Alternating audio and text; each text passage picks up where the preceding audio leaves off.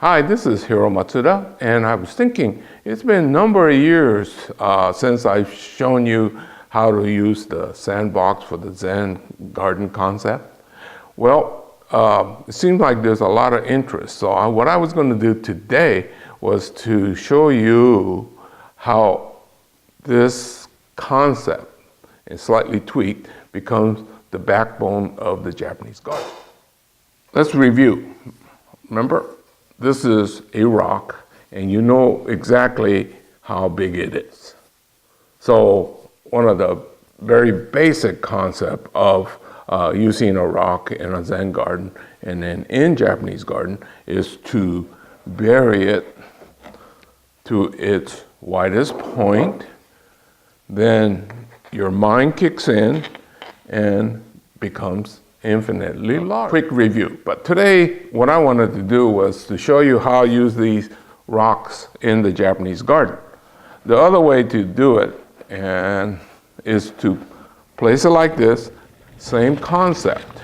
It's buried to the widest point, so it feels very natural and very stable. But what we're going to do next, that becomes more of an approach to a Japanese garden.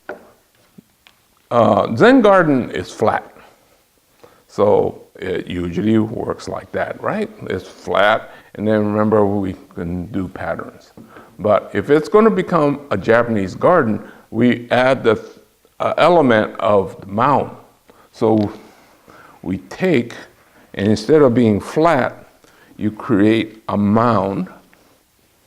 And so that if you look at Japanese gardens, they're kind of undulating and have all this movement within the ground.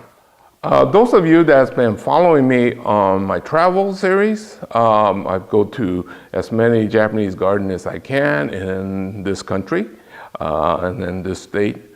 But I'm not sure if you noticed, but I usually do not talk. If you don't remember, you might want to go back and see the gardens, Seattle, Portland, San Diego. I've been to many gardens, but one of the things I try not to do is to talk or put any background voice. I try to stay with the natural sound of the garden.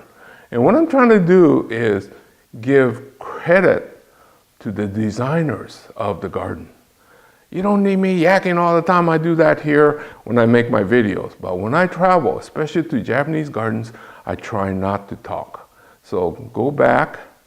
And then what I'm going to do that I haven't done is to take some elements and show you how it was done and why it was done and how you might do it. So anyway, that's one of the things that I'm going to be doing. I have this rock placed in the most subtle way, by laying on its side, but it's buried. But what's happening here, this part is mounded, okay?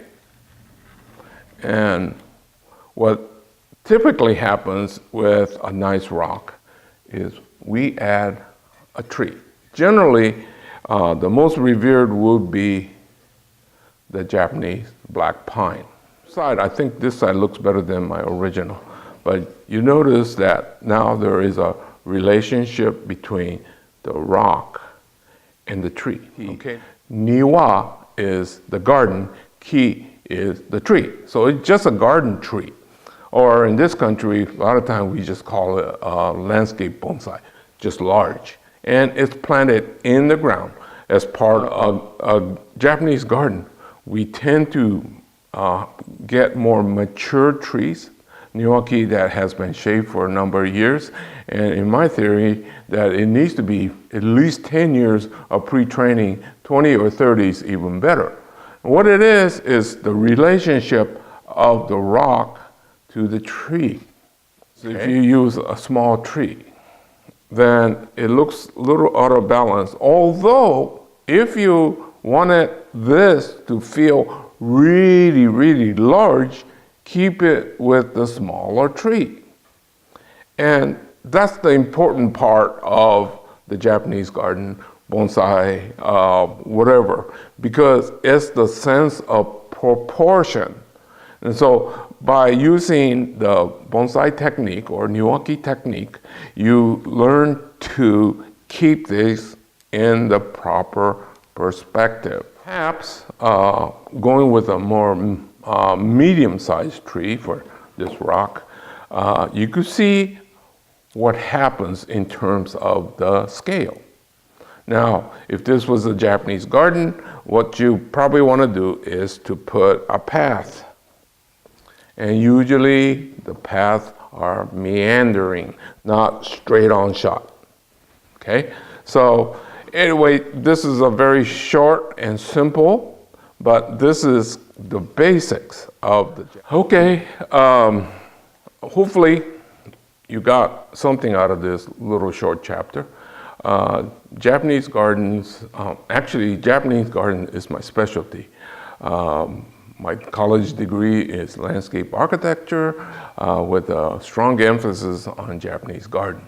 And as I graduated from college and did a number of different things, I was a designer and a contractor that did the installation. So yeah, well, I guess I should have started this series a little sooner, but now that people have been asking me, I'll get to it. Okay, so anyway, if you have interest in the Japanese garden, just add some comments and then I'll try to proceed.